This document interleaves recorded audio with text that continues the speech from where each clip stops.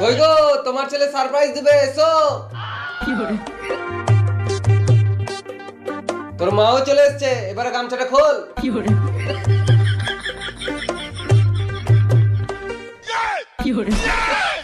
হ্যাঁ রে, চুল কাটিস না কেন?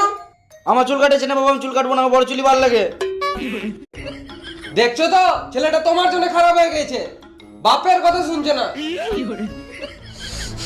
না না বাবা, মেন্ড বাবা, মেন্ড।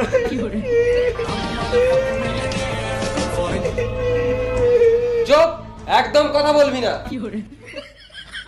হ্যালো, ট্রাক্টরে তেল শেষ হয়ে গেছে। তেল শেষ হয়ে গেল মানে? খানিকক্ষণ আগেই তো 1000 টাকা তেল ভরলি। 1000 টাকা? তুমি তো 700 টাকা দিয়ে পাঠিয়েছিলে। বেশ, তুই রাখ, আমি দেখছি। আরে 300 টাকাটা কি করলি? বাপের টাকা চুরি করছে।